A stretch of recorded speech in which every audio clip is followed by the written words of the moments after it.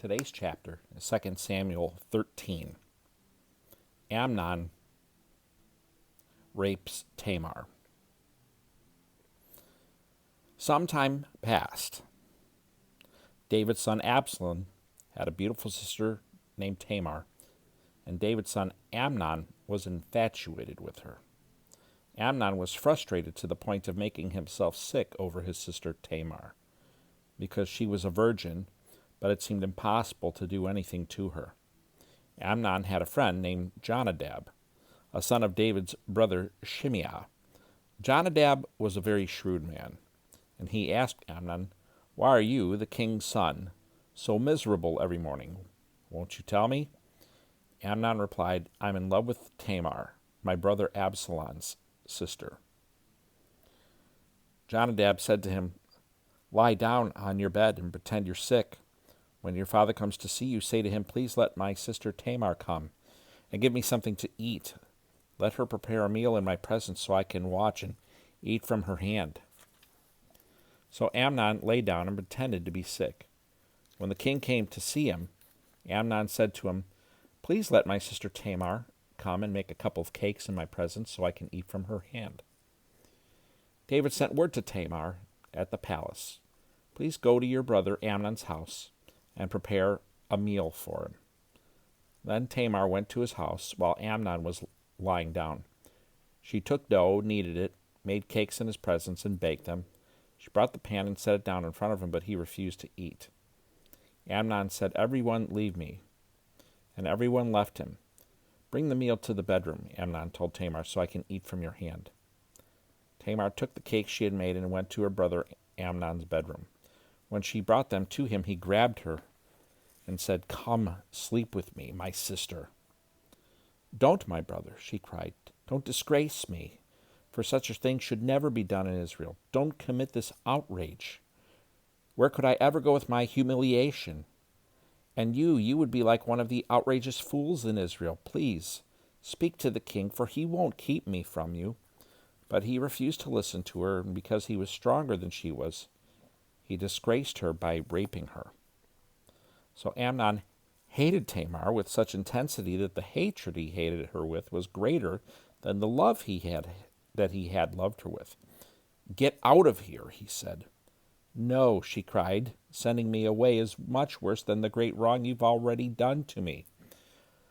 But he refused to listen to her. Instead, he called to the servant who waited on him, "Get this away from me. Throw her out, and bolt the door behind her." Amnon's servant threw her out and bolted the door behind her. Now Tamar was wearing a long-sleeved robe, because this is what the king's virgin daughters wore. Tamar put ashes on her head and tore the long-sleeved robe she was wearing. She put her hand on her head and went away crying out. Her brother Absalom said to her, "Has your brother Amnon been with you?" "Be quiet for now, my sister. He is your brother. Don't take this thing to heart." So Tamar lived as a desolate woman in the house of her brother Absalom. Absalom murders Amnon. When King David heard about all these things, he was furious. Absalom didn't say anything to Amnon, either good or bad, because he hated Amnon since he disgraced his sister Tamar.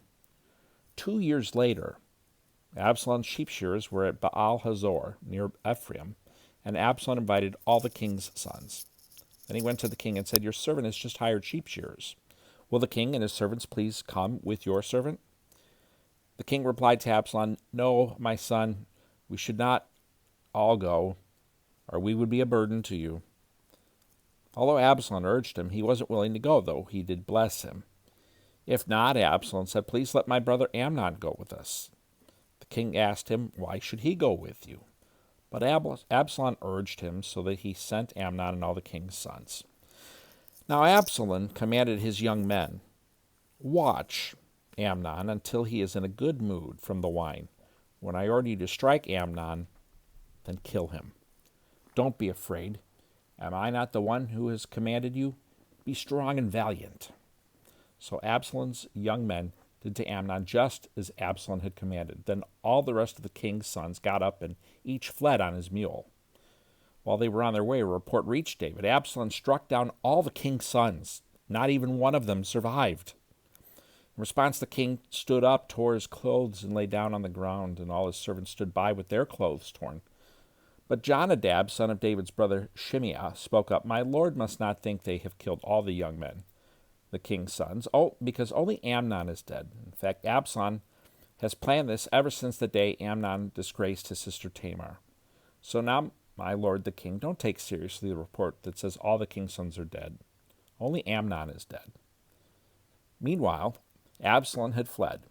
When the young man who was standing with watch looked up, there were many people coming from the road side of him, from the road west of him, from the side of the mountain.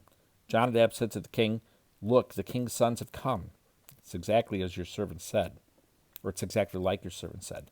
Just as he finished speaking, the king's sons entered and wept loudly. Then the king and all his servants also wept very bitterly. But Absalom fled and went to Talmai, son of Ammihud, king of Geshur. David mourned for his son every day. After Absalom had fled to Geshur and had been there 3 years, King David longed to go to Absalom, for David had finished grieving over Amnon's death. 2 Samuel chapter 13. Thanks for watching, and hope to see you again tomorrow.